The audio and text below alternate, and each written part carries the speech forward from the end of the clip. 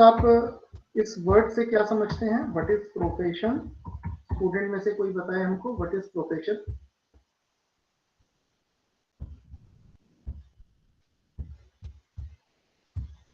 Let us make this session interactive, है ना। हम लोग कोशिश करेंगे कि इस सेशन में सिर्फ हम न बोले, स्टूडेंट आप भी शामिल हो सकते हैं। आप में से कोई बताएगा what is profession? Yes, sir. A source or means of earning is known as a profession, and it can vary person to person. अच्छा आकांक्षा, Yes, profession sir. Is a means for earning. Is profession the only mean for earning? या profession पैसा कमाने का इकलौता साधन है? No, sir, I won't agree because these days, with the kind of privilege we all have, I don't think a profession is limited. Nowadays, we can see that we have a broad source of profession or means of income. We don't depend only to one source of income. We can have more or We uh, can have various other sources. That's fine. yes, sir. That's good. You are on the right track. लेकिन हम add करें आपके knowledge base पे, है ना। इसकी शुरुआत कहाँ से हुई? तो Yes, देखो, sir. हाँ, सबसे पहले आप समझो ह्यूमन एक्टिविटीज। अच्छा, जो पार्टिसिपेंट्स हैं हमारे, उनमें से कोई ऐसा है जो भविष्य में पैसा नहीं कमाना चाहता? वो सारी एक्टिविटीज करेगा? पैसा तो हाँ सब जी। कमाना चाहता है सर। अच्छा, पैसा सब कमाना चाहते हैं, बहुत बढ़िया, वंडरफुल। देखो कितना अच्छा अच्छा आंसर देते हो तुम लोग। तो ह्यूमन एक्टिविटीज को ना हम लोगों ने दो कैटेगरी में बांटा, एक इकोनॉमिक और दूसरा नॉन इकोनॉमिक। कुछ बच्चे ऐसे भी होंगे जो कहेंगे सर हम लोग तो हिंदी में एग्जाम देते हैं। कोई बात नहीं, मनुष्य जो क्रियाएं करता है उनको हम लोगों ने दो कैटेगरी में बांटा।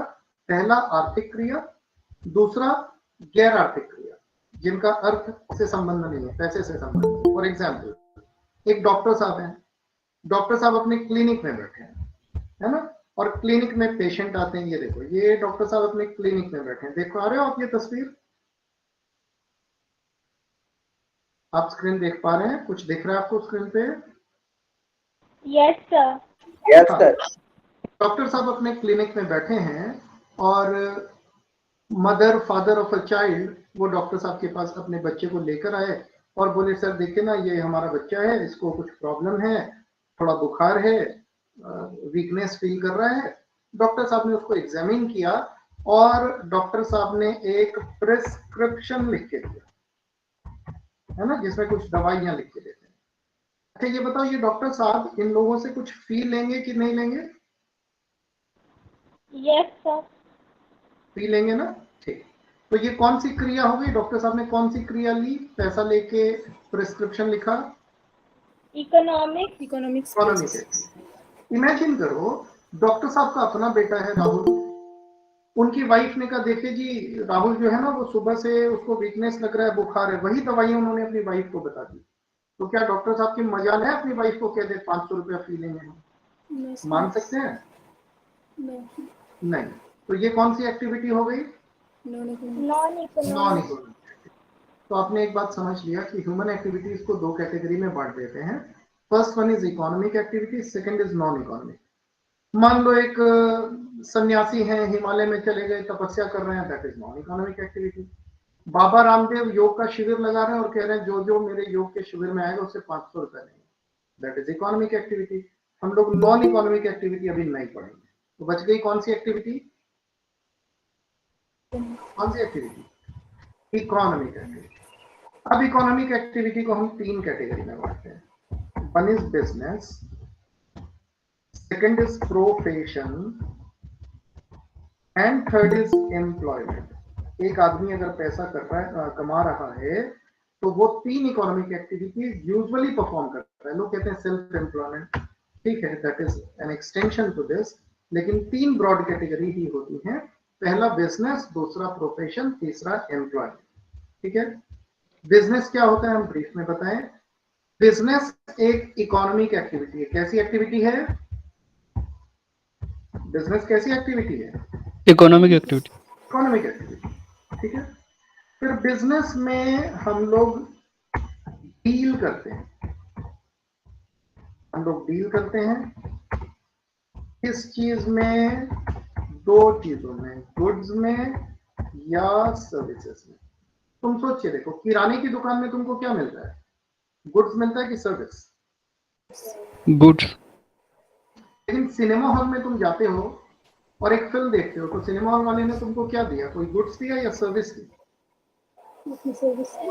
सर्विस मिली तुमको।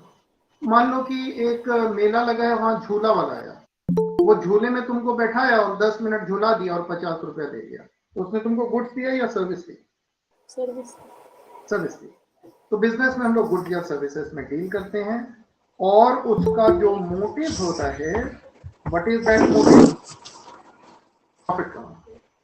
कितनी बात मानते हो? बिजनेस का उद्देश्य क्या होता है? मुनाफा कमाना कि नुकसान कमाना? सोचिए बताओ। मुनाफा कमाना।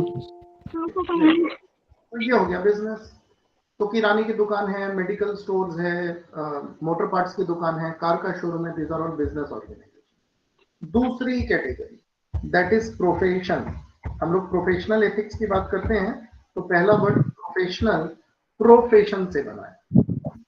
प्रोफेशन को हिंदी में कहते हैं पेशा। क्या कहते हैं? पेशा। पेशा। तो अब सवाल है कि व्हाट इज प्रोफेशन? कैसे पहचानेंगे कि किसी चीज को हम प्रोफेशन की कैटेगरी में रख दें? तो ध्यान से सुनना। अगर आपके पास कोई स्किल है, अगर आपके पास कोई स्पेशल क्वालिफिकेशन है, अगर आपके पास कोई स्किल है या कोई स्पेशल क्वालिफिकेशन है, और उस स्किल या क्वालिफिकेशन के बेसिस पे आप लोगों को सर्विस दे रहे हो, और सर्विस देने के अगेंस्ट में आप फी चार्ज कर रहे हो, you are practicing profession. I repeat, if you have a certain skill or a special qualification, and by dint of that skill or qualification, you render service in favor of clients and you charge fee in return, you are a professional and you are practicing profession. अब तुम कहोगे sir कैसे? तो ये बताओ, तो ये जो डॉक्टर साहब पेशेंट को देख रहे हैं, इनका मिनिमम क्वालिफिकेशन क्या होगा? IIT से बीटेक किया होगा इन्होंने? MBBS। हाँ हाँ, उन्होंने MBBS किया होगा, मे बी उन्होंने MD किया होगा। आजकल तो स्पेशलाइजेशन और सुपर स्पेशलाइजेशन का दौर है, तो MBBS करने के बाद उन्होंने PG किया होगा। तो ये जो डॉक्टर साहब है, हो सकता है MD मेडिसिन हो, तो ये डॉक्टर साहब जो है ना, इनके पास एक स्पेशल क्वालिफिकेशन है। उस क्वालिफिकेशन के बेसिस पे ये क्लाइंट को सर्विस दे रहे हैं। सर्विस देने के बदले डॉक्टर साहब क्या ले रहे हैं? फीस ले रहे हैं। तो ये प्रोफेशनल हो गए। तो हम कुछ एग्जांपल्स दे रहे हैं। जैसे मान लो तुम एक आर्टिस्ट के पास गए और तुमने कहा, देखे ना मेरे दादाजी दादी जी की ना एक ब्लैक एंड व्हाइट तस्वीर है और उस पर चाय गिर गई, पापा बहुत डांट रहे हैं, तो आप एक काम कीजिएगा, इस तस्वीर को कलर्ड पिक्चर बना दीजिएगा स्केच करके, लेकिन एकदम एग्जैक्टली दादाजी दादी जी जैसी लगे। आर्टिस्ट ने कहा ठीक है, हम आपसे 3000 रुपए लेंगे, लेकिन एक शानदार तस्वीर बना के देंगे। 5 दिन का समय लिया, तस्वीर बना के दे दिया। तो उसके पास एक स्पेशल स्किल है। हो सकता है वो क्वालिफाइड नहीं हो सकता, उसने कोई कोर्स नहीं किया हो फॉर्मली, लेकिन उसके पास स्किल है, उसने आपसे फी ली, प्रोडक्ट दे दिया, तो he is a professional. Is that clear? Yes sir. Particularly professionals में हम लोग कुछ प्रोफेशंस को कैरी करते हैं जो बहुत पॉपुलर हैं। एक होता है लॉयर, है ना? लॉयर होता है, लॉयर होता है, झूठ बोलने वाला होता है lawyer. Yes sir, yes sir. हाँ, तो एक लॉयर हो गया, एक चार्टर्ड अकाउंटेंट हो गया, है ना?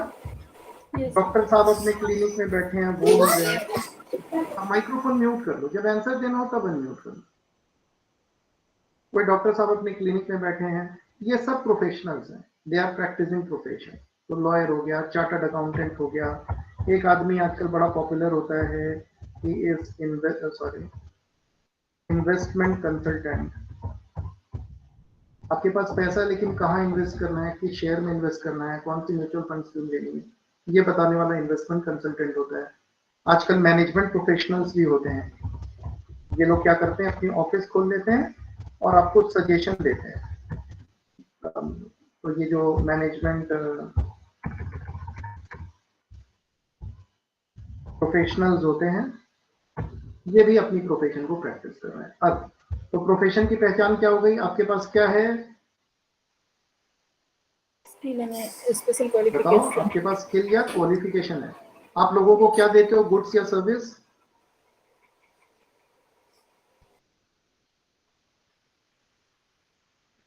आप अपना माइक्रोफोन अनम्यूट करके जवाब दे सकते हो। चलो हम इसको सुविधाजनक बनाते हैं, है ना। आकांक्षा दास, इज माई वॉइस ऑडिबल? आकांक्षा, मेरी आवाज सुन पा रही हैं आप? एनीवन फ्रॉम द स्टूडेंट्स जो रिप्लाई करे, आप मेरी आवाज सुन पा रहे हैं, हाँ ना?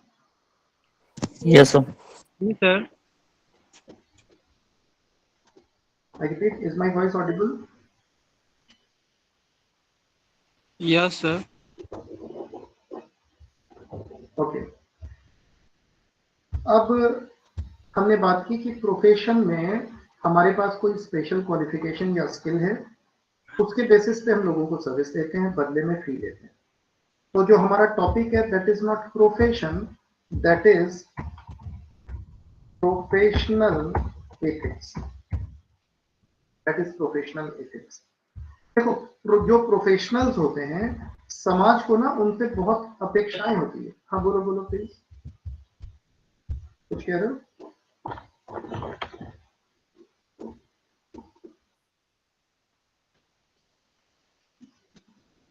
तुम्हारी आवाज हम क्लियरली सुन नहीं पा रहे।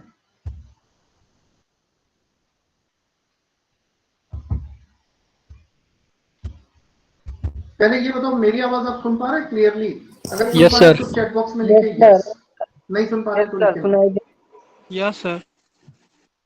आ रही है आवाज सर। आवाज आ रही है सर? अब चैट बॉक्स में यस या ठीक नो है लिखिए। सर। सुन पा रहे हैं आप? जी sir. Very good very good very good. हाँ, किसी को क्वेश्चन पूछना था कुछ? यहाँ तक जो हम लोगों ने डिस्कस किया, अभी हम लोग क्या कर रहे हैं, देखो हमको 3 क्लासेस अलॉटेड किया गया। इन 3 क्लासेस में 3 अलग अलग एरियाज के टॉपिक्स हैं जिनको हम लोग को कवर करना है। तो आज हम कुछ नहीं कर रहे, एक प्लेटफॉर्म बना रहे हैं, आपको बेसिक बता रहे हैं, जड़ की बातें कर रहे हैं कि आज आप बुनियादी बात जान जाओ तो फिर आगे हम लोग बड़े आराम से सारी चीजें समझ लेंगे। आप एग्जाम भी दे दोगे, क्वेश्चन का आंसर भी दे दोगे, बातों को भी समझ लोगे। तो यहाँ तक क्लियर है आपने कहा? फिर आगे बढ़ते हैं। देखो, बात आ गई प्रोफेशनल एथिक्स की। ये जो प्रोफेशनल्स होते हैं ना, जो अपने प्रोफेशन को प्रैक्टिस करते हैं, इन लोगों से समाज को ना बड़ी उम्मीद होती है। फॉर एग्जाम्पल, एक डॉक्टर क्लिनिक में बैठे हैं, जैसे ही हम बोलते हैं डॉक्टर तो तुम्हारे दिमाग में कैसी इमेज आती है? पैसा कमाने वाला आदमी या समाज को मुफ्त में सेवा देने वाला व्यक्ति? कैसी इमेज आती है? समाज को सेवा करने वाला। समाज की सेवा करने वाली। अच्छा, फिर कई बार एक बार दिमाग में सवाल नहीं आता कि डॉक्टर साहब एक पेज लेते हैं 50 पैसे का या 1 रुपए वाला पेपर, और उस पर कलम से 5 दवा लिख दिए, 500 रुपया फीस ले लिए, तो उनका तो खर्चा 10 रुपया हुआ होगा मैक्सिमम, और फीस ले रहे हैं तुमसे 500 रुपया। तो ये फी कम है कि ज्यादा है? तुमको क्या लगता है, बताओ? फी तो बहुत ज्यादा है। बहुत ज्यादा ना। 500 रुपया कितना होना चाहिए तुम्हारे हिसाब से? वही 50 रुपये। 50 रुपया फी होना चाहिए। Very good. अब हम डॉक्टर साहब से पूछते हैं, हम डॉक्टर साहब से जाके पूछते हैं, हमारे कई फ्रेंड्स डॉक्टर हैं, हमारे अपने कुछ रिश्तेदार भी अच्छे डॉक्टर्स हैं। हमने एक बार ऐसे ही पूछ लिया उनसे कि भाई आप लोग ये जो 500 रुपया फी लेते हैं, जनता तो कहती बहुत ज्यादा है। अच्छा, उनका तर्क सुनो। एक पर्सन अगर इंडिया में सुपर स्पेशलाइजेशन करके किसी फील्ड का एक्सपर्ट बनना चाहे, वो कार्डियोलॉजिस्ट बनना चाहे, वो गायनोकोलॉजिस्ट बनना चाहे, तो तुमको क्या लगता है 5 साल की पढ़ाई में बन जाएगा +2 के बाद? 5 साल पढ़ के कोई डॉक्टर बन जाएगा? नहीं सर। नहीं सर। नहीं सर। क्लास 12 पास करने के बाद उसको एमबीबीएस के लिए एंट्रेंस एग्जाम देना होगा। उस एंट्रेंस एग्जाम को कोई आदमी एक बार में क्लियर करता है, कोई 2 अटेम्प्ट में, कोई 3 अटेम्प्ट में, हम मान लीजिए 1 अटेम्प्ट में क्लियर करेगा। फिर जैसे तुम ग्रेजुएशन करते हो वैसे वो एमबीबीएस करते हैं, तो एमबीबीएस की पढ़ाई करेंगे।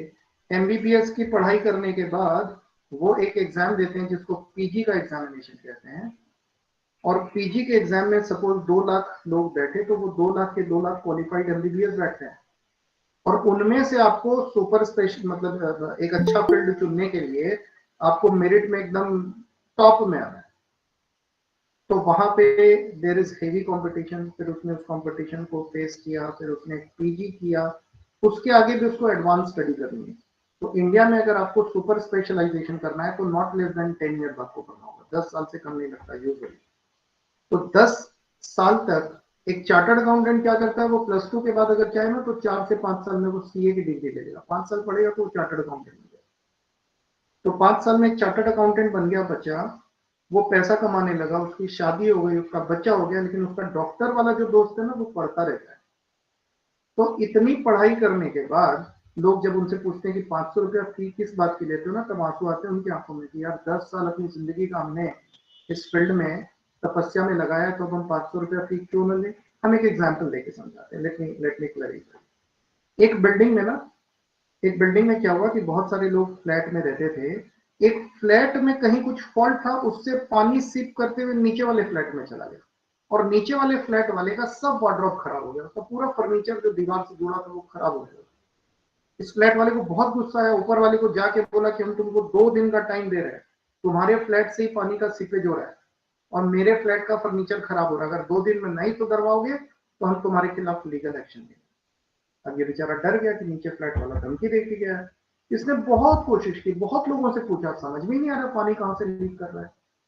एक पर्सन था, एक प्लम्बर था, इसको क्या पढ़ते हैं बताओ तो?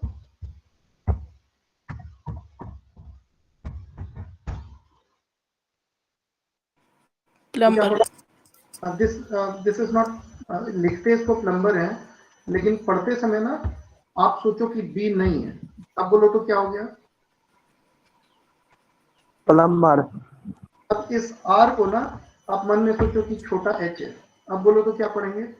This is plumber. लेकिन अगर किसी को बोल दोगे तुम प्लम्बर हो तो बोलेगा नहीं हम प्लम्बर हैं। तो खैर कोई बात नहीं, एक्चुअल उच्चारण जैसे PIZZ को क्या पढ़ते हैं? Pizza. This is not pizza.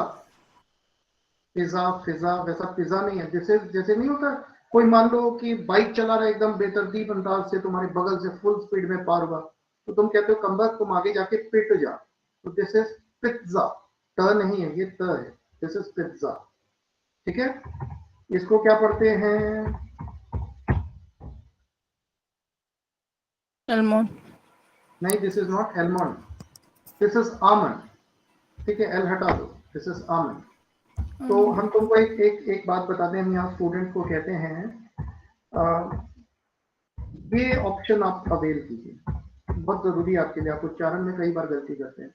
www.howjsay.com इस साइट पे जाइए, कोई भी वर्ड टाइप कीजिए, आप उसका उच्चारण सुन सकते हैं। तो जहां भी आपको कंफ्यूजन हो आप इस साइट का यूज कर सकते हैं, आपके काम आएगा।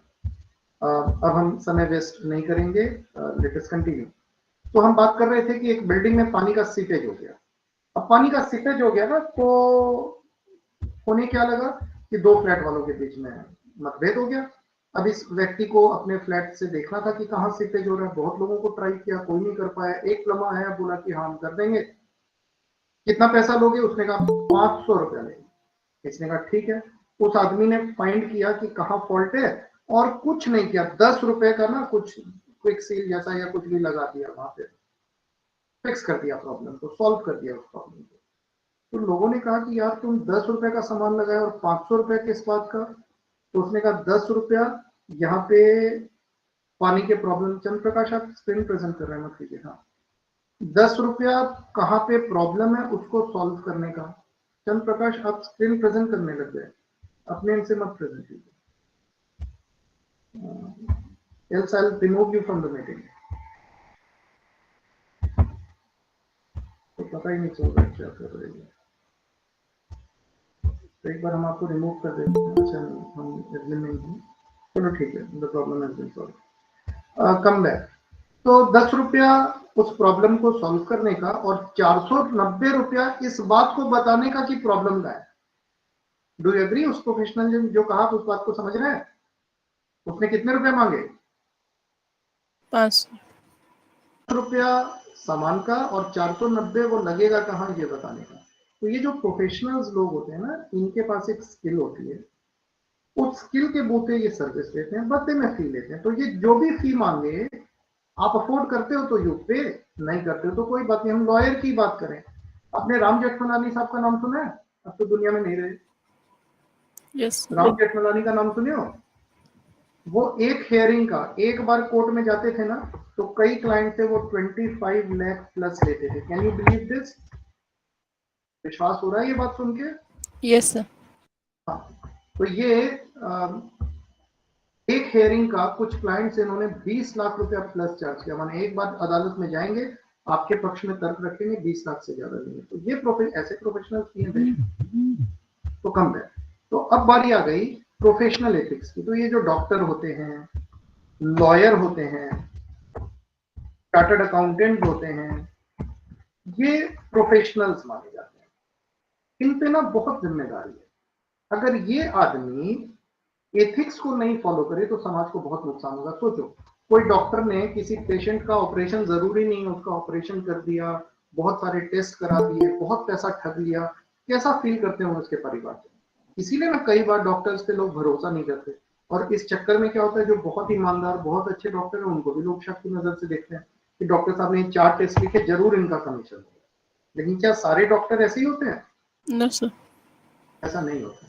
इंडिया में कई हॉस्पिटल्स हैं जिनमें बहुत सारे ऐसे डॉक्टर हैं जो लोगों की सेवा के लिए कई बार ना अपनी सैलरी का पैसा लगा देते हैं पेशेंट के पीछे। कुछ डॉक्टर को हमने देखा, पेशेंट को खून देने वाला कोई नहीं, अपना खून दे दिया, ऐसे भी होते हैं। तो प्रोफेशनल्स को ना, प्रोफेशनल्स में नैतिकता होनी, चाहे वो डॉक्टर हो, चाहे वो लॉयर हो, चाहे वो चार्टर्ड अकाउंटेंट हो, नैतिकता होनी चाहिए। इसीलिए आपको पता होगा कि जो बच्चे सीए पास करते हैं, सीए का एग्जाम देते हैं, चार्टर्ड अकाउंटेंसी का, उनके लिए ना प्रोफेशनल एथिक्स से रिलेटेड एक पेपर होता है। वो पेपर का एग्जाम दिए बिना वो सीए नहीं बनते। इसलिए पढ़ाया जाता है क्योंकि ये सीए ना कुछ भी कर सकता है। ये किसी के नकली अकाउंट को भी असली बता के सिग्नेचर करके और अप्रूव कर देगा। उससे सरकार को टैक्स का हेवी लॉस हो सकता है। आपको पता है कि चार्टर्ड अकाउंटेंट नकली खाते को असली बता के सिग्नेचर करके दे देगा तो सरकार को लॉस हो जाएगा। जैसे कि एग्जांपल देते हैं, एक सॉफ्टवेयर की कंपनी रही थी सत्यम, नाम सुना है आपने सत्यम का? Yes sir. सॉफ्टवेयर के क्षेत्र में एक बहुत नामी कंपनी भारत की थी सत्यम। सत्यम एक समय रामालिंगा राजू उस कंपनी से जुड़े थे। लोग कहते हैं कि वो एक किसान परिवार से आते थे। उस आदमी ने क्या किया कि एक सॉफ्टवेयर की कंपनी को स्टैब्लिश किया। इसका शेयर लगभग 200 रुपए के आसपास बाजार में बिकता था, लगभग 200 रुपए। बाद में पता चला कि इन्होंने अपने अकाउंट्स को मैनिपुलेट कर दिया और इन्होंने बैलेंस शीट को एग्जैजरेट कर दिया, मतलब पोजीशन जो एक्चुअल पोजीशन है उससे ज्यादा बढ़िया दिखा दिया, शेयर होल्डर को ठग दिया इन्होंने। नतीजा ये हुआ कि जब ये मामला पकड़ा गया तो रामालिंगा राजू को जेल हो गई और उसका 200 का शेयर गिरते गिरते लगभग 13 रुपए के भाव पे आ गया। अब इमेजिन, जो शेयर होल्डर कंपनी पे भरोसा करके ये देखते कि कंपनी का खाता सही है, चार्टर्ड अकाउंटेंट ऑडिट कर दिया, 200 रुपया लगाया, उसका 200 रुपया बन गया 13 रुपया। उसको कैसा लगा होगा सोच के देखो। तुम सोचो कोई कंपनी पे 2 लाख लगा दिए, वो 2 लाख हो गया 13,000, तो तुमको कैसा फील होगा? अच्छा कि खराब? बहुत खराब। तुम बोलोगे कहाँ गया इनका प्रोफेशनल एथिक्स, कहाँ गई सरकार, कोई इस पे जांच क्यों नहीं करता? इसीलिए सरकार को ये लगा कि जो हमारे विद्यार्थी हैं वही ना कल प्रोफेशनल्स बनेंगे। हो सकता है तुम में से कुछ साइंटिस्ट बन जाओ, हो सकता है तुम में से कुछ और किसी फील्ड में चले जाओ, आप कोई अच्छे ट्रैक पे जाओ। तो वहां पे एथिक्स अगर आप सीख के जा रहे हैं, सरकार ने आपको उसकी पढ़ाई करा दी है, तो आपका बिहेवियर बड़ा एथिकल होगा, आप में नैतिकता होगी।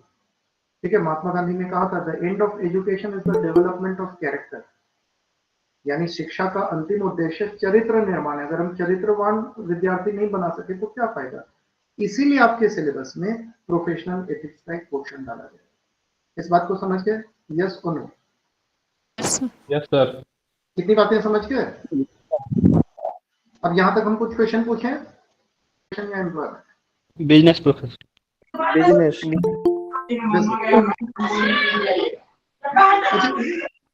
माइक्रोफोन म्यूट कर लो। और उन्हीं की दुकान में कोई चार्टर्ड अकाउंटेंट आते हैं उनके खाते को ऑडिट करने, और बदले में हर महीना एक निश्चित, मान लो एक सीईओ ऑडिट करते हैं, साल में एक बार में वो 40,000 देते हैं सपोज। तब क्या होगा? एम्प्लॉयमेंट। नहीं, साल में एक बार में 40,000 लेते हैं, बदले में वो उनके अकाउंट को चेक कर देते हैं। तब प्रोफेशन। उनकी दुकान में एक अकाउंटेंट है जो डेली आके अकाउंट लिखता है, daily books of accounts maintain करता है रोज रोज, और हर महीना 30,000 लेता है। अब क्या होगा? Employment. दोनों का फर्क समझ जाओ। तो तुमको जो टॉपिक पढ़ना है दैट इज प्रोफेशनल एथिक्स, यानी किसी भी प्रोफेशन में एथिक्स होना चाहिए, नैतिकता होनी चाहिए, ठीक है, आप किसी भी प्रोफेशन में। तो coming back now, what is ethics? तो आपने और भी लेक्चर्स अटेंड किए होंगे एथिक्स से रिलेटेड, यस और नो? आपने कुछ और लेक्चर अटेंड किए हैं जिनका एथिक्स से लेना देना है, या ये पहली नो बार? सर। ओके, तो अब हम लोग ना अच्छी अच्छी बातें करेंगे। जब हम एथिक्स की बात करेंगे तो हम अच्छी अच्छी बातें सीखेंगे। तो सबसे पहले, प्रोफेशनल एथिक्स आर स्टैंडर्ड्स और codes of conduct set by people in a specific profession. देखिए, हर प्रोफेशन के लिए ना कुछ कोड ऑफ कंडक्ट होता है। कोड ऑफ कंडक्ट मतलब आपका बर्ताव, आपका आचार विचार उस कोड के मुताबिक होना चाहिए। A code of ethics is a part of the expectations of those involved in many different types of professions. अलग-अलग professions में अलग-अलग code of conduct होता है। People in a profession don't want to condone bad, dishonest or irresponsible behavior. If it does occur by someone in their field, by setting out expected behavior in the form of professional ethics, professionals work together to try to uphold a good reputation. तो देखिए, profession में हम लोग बात करेंगे code of conduct. इस चीज की बात करेंगे, कोड ऑफ कंडक्ट। हम एक एग्जांपल देंगे। एक चार्टर्ड अकाउंटेंट है, या छोड़ो वो भी, एक इनकम टैक्स प्रैक्टिशनर है।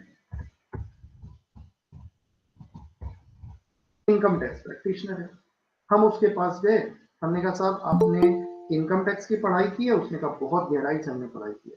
हमने कहा मेरा इनकम टैक्स रिटर्न फाइल कर दीजिएगा। इनकम टैक्स रिटर्न का मतलब होता है, इनकम टैक्स रिटर्न का मतलब होता है कि एक साल में हम जितना पैसा कमाएं तो हमको सरकार को सूचना देनी पड़ती है कि हमने 5 हेड होते हैं कमाई के, income from salary, income from house property, profits and gains of business and profession, capital gain और इनकम फ्रॉम अदर सोर्स। कोई भी व्यक्ति भारत में होगा तो इन 5 में से ही एक या एक से ज्यादा हेड से पैसा कमाएगा, छठा कोई हेड नहीं। पहला हेड है इनकम फ्रॉम सैलरी, दूसरा हेड है हाउस प्रॉपर्टी से इनकम, तीसरा हेड है profits and gains of business profession, चौथा कैपिटल गेन, पांचवा इनकम फ्रॉम अदर सोर्स। इन पांचों हेड से जो कमाई हुई हम सरकार को बताएंगे थ्रू इनकम टैक्स रिटर्न। उसके लिए एक वेबसाइट होती है, there is a website www.incometaxefiling.gov.in। ये वेबसाइट पे जाके हमको इनकम टैक्स रिटर्न भरना है। तो हम गए एक इनकम टैक्स प्रैक्टिशनर के पास, तो वो बोला लाइट ऑन नहीं है, बोर्ड ऑन नहीं है सर, अब जो लिख रहे हैं नहीं आ रहा सामने। नहीं आ रहा। अच्छा, फिर से शेयर कर देता हूँ, कोई बात नहीं। ये हमने स्टॉप शेयरिंग किया, अगेन हम शेयर कर देते हैं।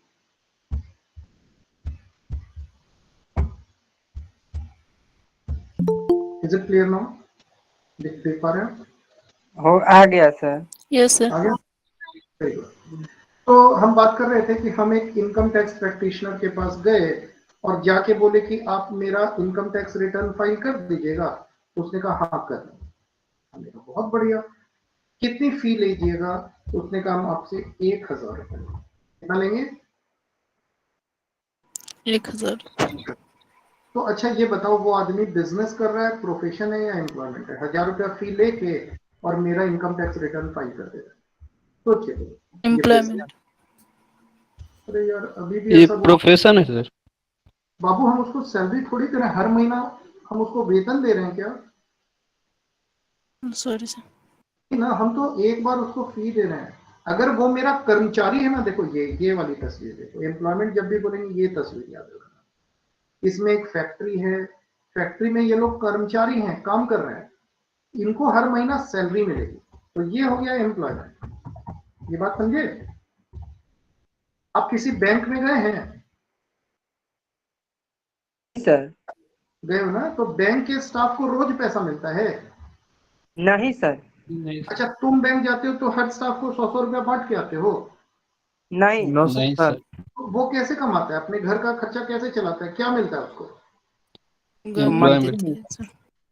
हम मंथली कहने इनकम से सर। ऐसे लोगों को कहेंगे कि वो एम्प्लॉयमेंट में है ना। लेकिन अगर हम इनकम टैक्स प्रैक्टिशनर रखे हैं, हम एक ऑफिस में गए, उनसे कहे कि साहब आप मेरा इनकम टैक्स रिटर्न फाइल कर दीजिए, वो हमसे 1000 रुपया ले रहा है, तो क्या वो मेरा कर्मचारी है, क्या मेरा स्टाफ है? वो नो सर। नहीं सर. नहीं है, वो प्रोफेशनल है, वो हमसे फी ले रहा है, तो ही इज प्रैक्टिसिंग प्रोफेशन। तो वापस आते हैं, अब देखो, अब उस इनकम टैक्स प्रैक्टिशनर का कुछ कोड ऑफ कंडक्ट होना चाहिए कि नहीं होना चाहिए? अब वो क्या किया ना, हमसे पहले पूछ लिया कि सर बताइए तो कहाँ कहाँ से कमाते हैं। हमने कहा मेरी मेरा यहाँ मकान है, उससे किराया आता है, उसको लिख लिया। फिर हमने कहा यहाँ पे शेयर में पैसा लगा रखे हैं, इतना शॉर्ट टर्म कैपिटल गेन हो गया, इतना लॉन्ग टर्म कैपिटल गेन हो गया, म्यूचुअल फंड से इतना मिला, डिविडेंड इतना कमाए, हमको ब्याज इतना मिला। मान लो इतनी कमाई मेरी है नहीं एक्चुअली, लेकिन मान लो हमने सारी बातें उसको ना ईमानदारी से बता दी। अब वो क्या करता है कि बाकी लोगों को मेरे बारे में बताता है, अच्छा पता है सर का तो यहाँ शेयर से ना कैपिटल गेन हुआ है इतना। हमको सुनने में आया कि मेरे बारे में ना बाकी लोगों को बता रहा है, हमको कैसा फील होगा? बहुत बुरा सर. बुरा लगेगा ना। अच्छा, Yes. उसको हम किस नजर से देखेंगे? सम्मान की नजर से देखेंगे, या मेरी नजर में उसके लिए सम्मान कम हो जाएगा? मेरे नजर में सर सम्मान कम हो मान जाएगा, कम क्योंकि इसमें नैतिकता कम हो नहीं जाएगा। रहा. उसने पता है क्या किया? उसने प्रोफेशनल एथिक्स का वायोलेशन कर दिया। उसके प्रोफेशन में जो नैतिकता होनी चाहिए, उसने उस नैतिकता का पालन नहीं किया। This is a share case of violation of professional ethics. तो आपको प्रोफेशनल एथिक्स, माइक्रोफोन म्यूट कर लो बाबू, माइक्रोफोन अपना म्यूट कर दीजिए, वो आप अपने एंड से कर सकते हैं। तो आपने ना प्रोफेशनल एथिक्स का वायोलेशन कर दिया, तो ऐसा नहीं होना चाहिए। आपने नैतिकता, तो क्या क्या नैतिकता होनी चाहिए? पहली नैतिकता, नहीं किसी का माइक्रोफोन म्यूट कर लो। कुंदन कुमार अपना माइक्रोफोन म्यूट करो। कुंदन एक्चुअली में एडमिन नहीं है, नहीं तो हम तुमको रिलीव कर दिए होते। कुंदन कुमार। गणेश जी, ये डिस्टरबेंस को देख लीजिए जरा आप। गणेश जी, गणेश सर, एक कुंदन कंट्रोल कुमार। करें, बार बार बदमाश। हाँ वो ठीक ठीक है, अब वो म्यूट करते हैं। देखो स्टूडेंट्स, तुम लोग से हम रिक्वेस्ट करेंगे ना ऑनलाइन क्लासेस कंटिन्यू किया जाए। हाँ हाँ हाँ Ganesh sir, thank you thank you. Student, आप लोग से हम रिक्वेस्ट करेंगे ना कि आपको जब इसलिए बोलते हैं कि हमको पता ही नहीं चलेगा आप समझ रहे हैं कि नहीं समझ रहे हैं। अच्छा, आपसे हम कोई टेक्निकल भाषा में बात भी नहीं कर रहे हैं, हम तो आपसे बड़ी साधारण बोलचाल की भाषा में बात कर रहे हैं, ठीक है? तो आप ना बस अपने एंड से 2 काम कीजिए। ऑनलाइन क्लास में अगर स्टूडेंट 2 काम करे ना, तो 90% प्रॉब्लम सॉल्व हो जाए। आपको कोई अगर बात बोलनी है, कहनी है, या किसी सवाल का जवाब देना है, अनम्यूट करके बोलिए और तुरंत उसके बाद चेक कीजिए कि आपने अपने आप को म्यूट किया कि नहीं। बस इतना ही तो करना है आपको, और क्या करना है। पूछते इसलिए आपसे ना कि ये पता चले कि आप समझ रहे हैं कि नहीं। तो कम बैक है ना, वी वोंट वेस्ट टाइम। तो अब एक इनकम टैक्स प्रैक्टिशनर हैं, उनसे हम पहली उम्मीद करते हैं टू मेंटेन सेक्रेसी। ये ऐसा नहीं है कि हम किसी इनकम टैक्स प्रैक्टिशनर से ही एक्सपेक्ट करें। ये कोड ऑफ कंडक्ट में ना सब प्रोफेशनल्स के आता है। मान लो हम किसी डॉक्टर के पास गए, डॉक्टर साहब को हमने बता दिया कि सर हमको ये प्रॉब्लम है, ऐसा है वैसा है। अब वो डॉक्टर साहब मेरे किसी मित्र को बता देते, पता है आपका जो फ्रेंड है आपके कॉलेज में है, उनको तो यार ये प्रॉब्लम हो गया, तो हमको बड़ी तकलीफ होगी। तो चाहे वो चार्टर्ड अकाउंटेंट हो, वो डॉक्टर हो, वो इनकम टैक्स प्रैक्टिशनर हो, कोई भी प्रोफेशनल हो, उसकी पहली जिम्मेदारी है, कोड ऑफ कंडक्ट में पहला पॉइंट होता है कि आपको अपने क्लाइंट के द्वारा दिए गए कॉन्फिडेंशियल इंफॉर्मेशन को कॉन्फिडेंशियल ही रखना है। हम तो आपको एडवाइस देंगे कि ये प्रोफेशन में नहीं, आप भविष्य में किसी भी कंपनी के लिए काम करें, कंपनी के बारे में अगर आपके पास क्रूशियल इंफॉर्मेशन है तो उसका मत यूज कीजिए। एक टर्म आता है स्टॉक मार्केट में, इनसाइडर ट्रेडिंग। जानता है what is insider trading? No sir. Insider trading क्या होता है? कोई भी कंपनी होती है ना, उस कंपनी में कुछ लोग ऐसे होते हैं जिनको कंपनी के बारे में बहुत चीज पता है, जैसे डायरेक्टर, कंपनी का डायरेक्टर, कंपनी का सीईओ, ठीक है, कंपनी का फाइनेंस ऑफिसर। इन लोगों को कंपनी की अंदर की बातें पता होती है, कंपनी आगे क्या डिसीजन लेने जा रही है, कंपनी आगे कौन कौन सा प्रोजेक्ट लेकर आ रही है, कौन सा यूनिट शट डाउन करने जा रही है, इन लोगों को पहले पता होता है क्योंकि हम मीटिंग्स में शामिल होते हैं। तो इन लोगों के पास कंपनी के अंदर की इंफॉर्मेशन है। अब उस इंफॉर्मेशन का यूज करके यही लोग कंपनी के शेयर खरीद बिक्री करके मुनाफा कमा लेते हैं। तो ये सेबी की नजर में इनसाइडर ट्रेडिंग है। There is a body, Bharat में एक बॉडी है, उसका नाम है securities and exchange board of India. उस बॉडी का नाम है securities and exchange board of India. ये कितनी पावरफुल है हम आपको बताते हैं। एक ऑर्गेनाइजेशन का नाम सुना है आपने, Sahara India? Yes sir. Sahara India yes sir. Yes sir के प्रमुख हैं, सहारा इंडिया के प्रमुख हैं सुब्रत राय सहारा। सहारा इंडिया के प्रमुख हैं सुब्रत राय सहारा, अभी जेल में है। सेबी के चेयरमैन एक आईएएस ऑफिसर, बिहार से वो संबंध रखते हैं अपना, मिस्टर उपेंद्र कुमार सिन्हा। जब वो सेबी के चेयरमैन बने थे तो उन्होंने सहारा इंडिया से डिमांड की थी कि कस्टमर का केवाईसी फॉर्म भरा है आपने, अपने कस्टमर का सारा इंफॉर्मेशन है आपके पास? तो सहारा इंडिया में उनको लगा कि ये नए नए ऑफिसर आए हैं सेबी के, ऐसे ही मांग रहे हैं। उन्होंने कहा अच्छा केवाईसी फॉर्म चेक करना है? सारा वालों ने कहा हाँ।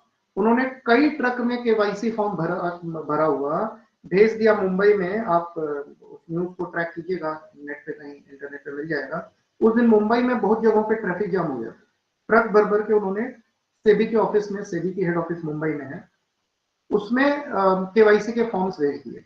और इनको लगा इतना ट्रक भरा हुआ कागज थोड़ी सेबी चेक करेगा, घबरा के वापस कर देंगे। सेबी ने क्या किया, उनको सच में चेक करा दिया। और चेक कराने के बाद बहुत सारा फॉल्ट्स नजर आया, बहुत सारा फॉल्ट्स नजर आया। सेबी ने इनके खिलाफ कंप्लेन दाखिल की। नतीजा ये हुआ कि सुब्रत राय सहारा जेल में चले गए, क्योंकि बहुत सारा इन्होंने बहुत सारा मैनिपुलेशन किया है। उस केस स्टडी में हम नहीं जाएंगे। तो देखिए, अगर आप एक प्रोफेशनल है ना, किसी भी प्रोफेशन में, तो आपको 2-3 चीजों का ध्यान रखना है। लेकिन कभी तुमने ये देखा है कि सुब्रत राय सहारा पब्लिक डोमेन पे आपके केस करने के पहले सहारा के बारे में उल्टा पुल्टा बोल रहे? नहीं। आपको 2-3 चीजें ध्यान रखनी है। पहली बात is honesty and integrity. This is one point that you have to keep in mind. Second point is confidentiality. आपको अपने क्लाइंट का सीक्रेट तो रखना ही है, आपको भी ईमानदारी बरतनी है, आपको बेईमान नहीं होना है। इमेजिन करो मिस्टर उपेंद्र कुमार सिन्हा ने मान लो पैसा ऐसा लेके सुब्रत राय सहारा को छोड़ दिया होता तो कई इन्वेस्टर बेचारे और फंस जाते। हालांकि अभी भी कई इन्वेस्टर्स का सहारा में पैसा फंसा है, दैट इज अनदर इशू। लेकिन एज अ प्रोफेशनल आपको ऑनेस्टी इंटीग्रिटी मेंटेन करनी है। आपको क्लाइंट का इंफॉर्मेशन, कॉन्फिडेंशियल इंफॉर्मेशन नहीं रिवील करना। आप डॉक्टर हो, आप इवन आप किसी नौकरी में जाओ ना, तो आप अपनी कंपनी के बारे में दूसरों को मत बताओ। उस कंपनी की कॉन्फिडेंशियलिटी को मेंटेन करो, क्योंकि लोग आपके मुंह से सुन के बातों को फिर एग्जैजरेट करेंगे। आपकी कंपनी की हो सकता है आपके द्वारा बोली गई एक बात से बदनामी हो। मान लो हम LNMU में पढ़ते हैं, हम पढ़ाते हैं, आप पढ़ते हैं, कोई पूछे कैसे, आपको कहना है हाँ अच्छी यूनिवर्सिटी है। पहले अच्छाई को पहचानने की कोशिश करो कि हाँ यहाँ से हमने ये सीखा। देखिए आपके लिए कितनी बढ़िया व्यवस्था है, ऑनलाइन क्लास का अरेंजमेंट हो रहा है, मैम बैठी हैं, गणेश सर बैठे हैं। तो ऐसा सारी यूनिवर्सिटीज में हो रहा है ऐसा नहीं है, आपके लिए व्यवस्था है। तो सबसे पहले एज अ स्टूडेंट आपको विश्वास होना चाहिए सिस्टम में। एज प्रोफेशनल हमको विश्वास होना चाहिए सिस्टम में, हमको फॉलो करना चाहिए। तो एज प्रोफेशनल आपको भी ध्यान रखना है कि अपनी ऑनेस्टी और इंटीग्रिटी को सदा बरकरार रखें, क्लाइंट के कॉन्फिडेंशियल इंफॉर्मेशन को बरकरार रखें। ये 2 पॉइंट आपने समझा, यस और no? Yes sir. Yes sir. तीसरी बात, हर प्रोफेशन का कोड ऑफ कंडक्ट होता है। अगर हम चार्टर्ड अकाउंटेंट के कॉन्टेक्स्ट में बात करें तो उनको हमेशा ध्यान रखना है कि अकाउंटिंग स्टैंडर्ड्स का, पहले अकाउंटिंग स्टैंडर्ड्स कहते थे, आजकल हम लोग उसको कहते हैं IFRS। IFRS का फुल फॉर्म हो गया इंटरनेशनल फाइनेंशियल रिपोर्टिंग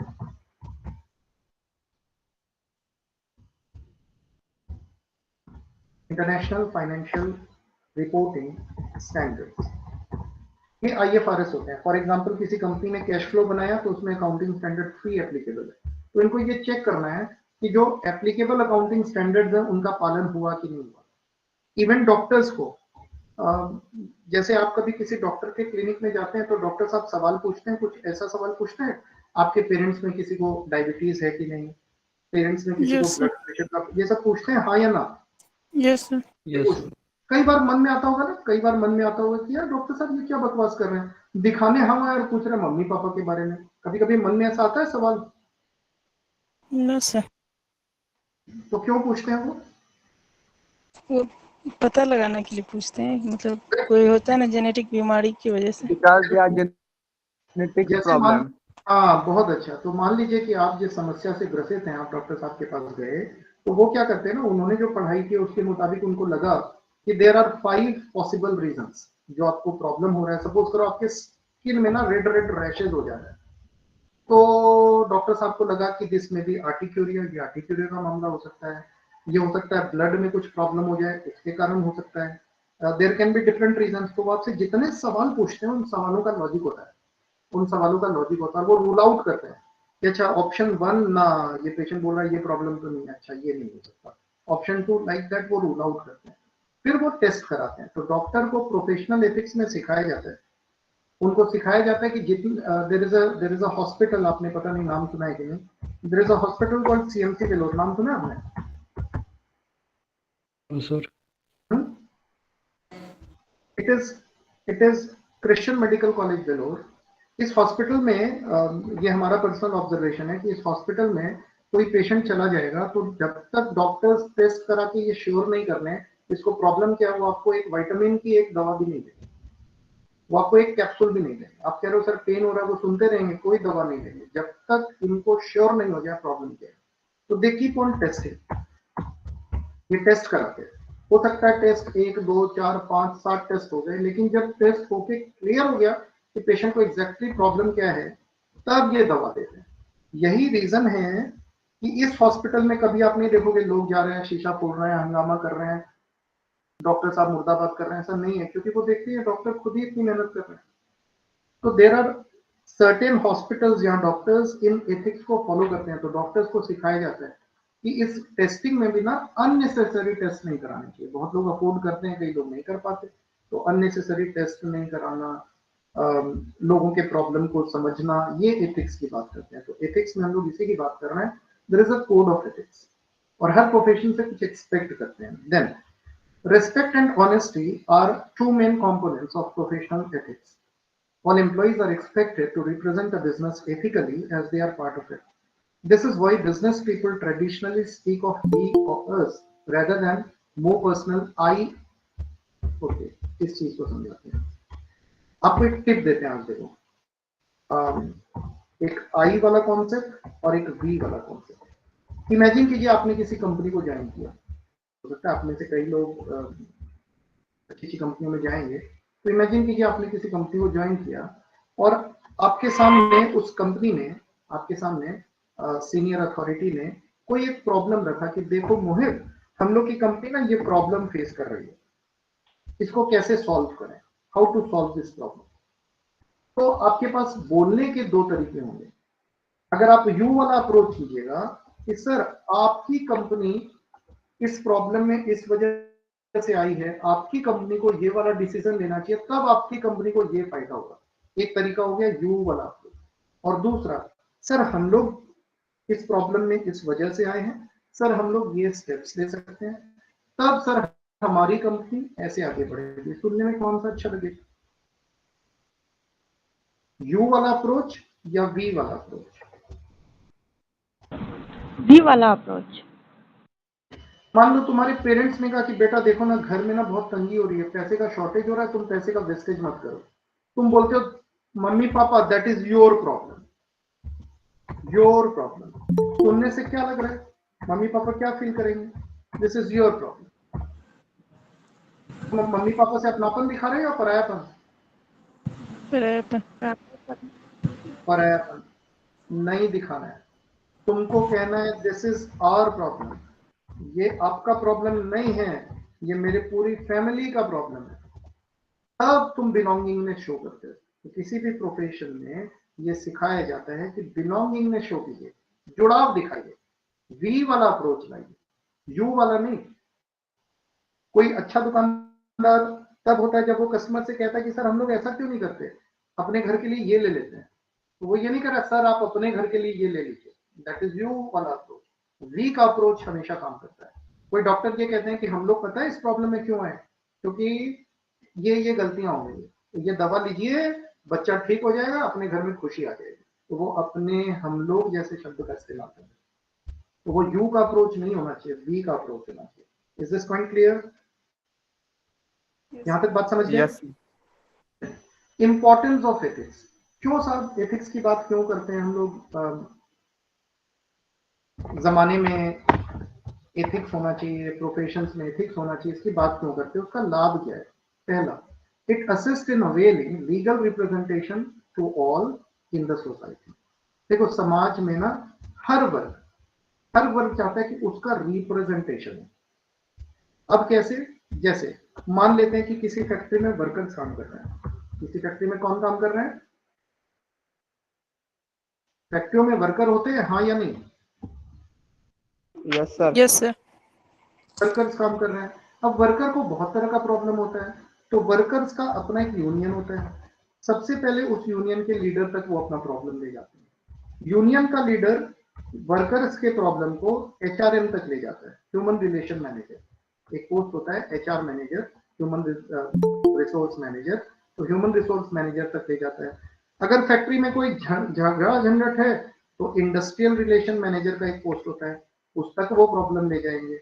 अगर ये लोग कोई नहीं सुनेंगे तभी अपनी बात एक लॉयर तक लेके जाएंगे, कंपनी को नोटिस भिजवाएंगे। तो the thing is, first point कि ये ध्यान रखना है कि वो लॉयर हो चाहे एचआर मैनेजर हो, उसको एथिक्स क्यों फॉलो करना है? उसको इन वर्कर्स को रिप्रेजेंट करना है, तो लीगल रिप्रेजेंटेशन है। दूसरी बात, it sets out the minimum duties of a legal practitioner towards the client, the court and his counterparts in the profession। हाँ, दूसरी बात, जो भी क्लाइंट है, अगर आप एथिक्स को फॉलो कीजिएगा, आपका जो भी क्लाइंट है, आप जिसको भी डील कर रहे हो, मान लो आप एक लॉयर ही हो, तो उस आपके क्लाइंट को हमेशा चाहिए रिप्रेजेंटेशन। उनकी बात को कोई सुने, उनकी बात को कोई समझे, उसके लिए there should be a connection. कई बार होता है, देयर इज अ टर्म, देखो there is a term called ethical dilemma. ये कभी सुना है आपने? दो रास्ते दिख रहे हैं आपको, एक एथिकल दिख रहा है, एक अनएथिकल। हम एक एग्जांपल देते हैं। ये बिल्डिंग देख पा रहे हो आप? Yes ethics sir. का क्या है उसका हम आपको एक बहुत अच्छा एग्जांपल देते हैं। ये बिल्डिंग देख पा रहे हो? ये कौन सी बिल्डिंग है, बता पाओगे? ताज होटल सर। कहाँ पे है? मुंबई। इस पे अटैक हुआ था कभी? Sorry, yes sir. 26। 26/11। बहुत बढ़िया। ताज मुंबई में जब 26/11 का अटैक हुआ था ना, तो उसके बाद फॉरेन से एक टीम आई थी। उन्होंने एक रिसर्च किया था कि एक बड़ी अनूठी चीज हुई थी ताज मुंबई अटैक के दौरान। उस अटैक के दौरान ताज होटल के अपने जो मैनेजर थे, उनकी फैमिली भी वहां स्टे कर रही थी।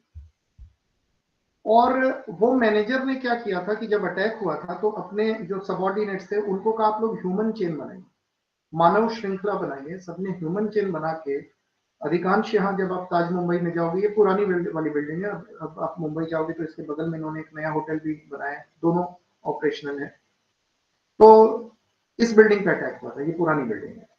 तो इसमें इन्होंने ह्यूमन चेन बना के और फॉरेन के जो गेस्ट थे उनकी जान बचाई, अपनी जान पे खेल के। बहुत इनके स्टाफ को भी नुकसान पहुंचा, लेकिन इनके स्टाफ ने अपनी जान पे खेल के विदेशी गेस्ट को बचाया, और उस मैनेजर ने अपनी फैमिली को बाद में देखा, पहले विदेशी गेस्ट को बचाया। तो जो टीम आई थी उनके रिसर्च का विषय था कि ये बड़ा अनूठा है, ऐसा दुनिया में नहीं होता। तुम सोचो कि तुम किसी क्लासरूम में हो, अचानक तुमको लगे खतरा है यहाँ कुछ, तो तुम पहले सबसे पीछे बेंच में बैठने वाले बच्चे को बचाओगे, अपने भागोगे? बताओ, व्हाट विल यू डू? कोई बताएगा? मान लो एक जन बोला, अरे भूकंप आ रहा है, जमीन हिल रही है, तो तुम सबको बचाओगे पहले, अपने लास्ट में जाओगे क्लास से, या पहले तुम भागोगे? क्या करोगे? ये तो अपने जाना पहले चाहता भागने है। पहले अपने भागेंगे, अपनी जान बचाएंगे, है ना? जान है तो जहान है। लेकिन यहाँ तो ताज के मैनेजर ने या उनके जो वर्कर्स थे, उन्होंने अपनी जान पे खेल के दूसरों को बचाया। तो उस रिसर्च के दौरान इन्होंने एक इंटरव्यू कंडक्ट किया था रतन टाटा साहब का। तो रतन टाटा से जब उन्होंने सवाल पूछा, उन्होंने कहा ये तो बहुत नेचुरल सी बात है। उन्होंने कहा कैसे? तब उन्होंने एक बात कही थी, ध्यान रखना, ये बात अपने दिमाग में बिठा लेना।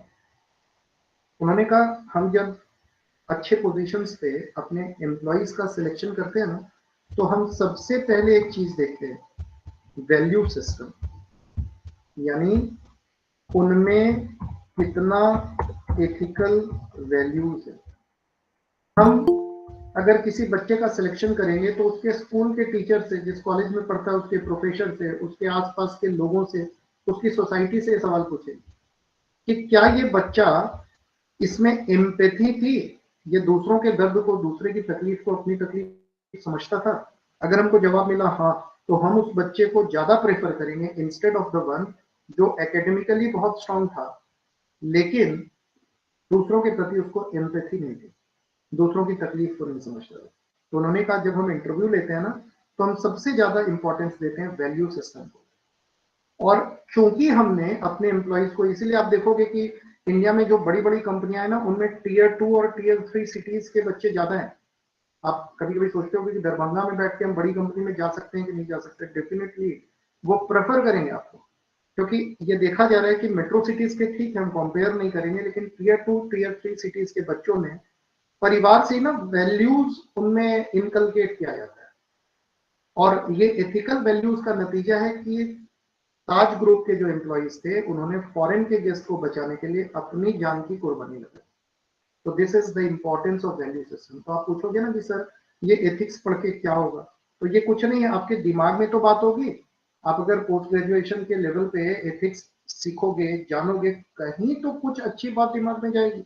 अगर आप उसको अपनी लाइफ में अप्लाई करते हो तो आप अपनी कंपनी के लिए रियली एक एसेट बनोगे। तो दैट्स वाई हम एथिक्स की बात करते हैं।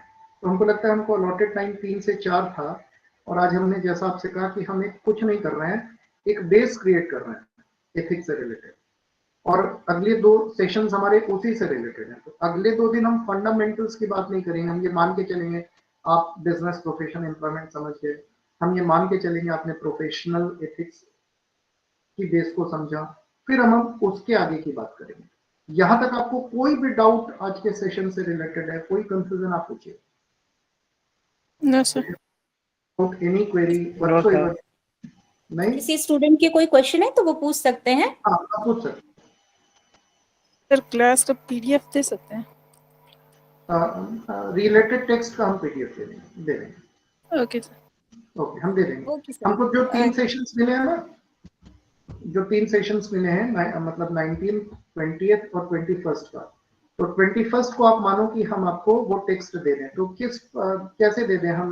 मैम आपको दे दें, इन तक पहुंचे? जी सर, जी सर, आप मुझे शेयर कर दीजिएगा, मैं इनके ग्रुप में उसको फॉरवर्ड कर दूंगी। तो हम मैम को फॉरवर्ड कर देंगे, वो आपको प्रोवाइड कर देंगे। और बोलिए, अच्छा आप उसमें आपको आप में से कितने हैं जो हिंदी भाषी है, हिंदी में लिखते हैं?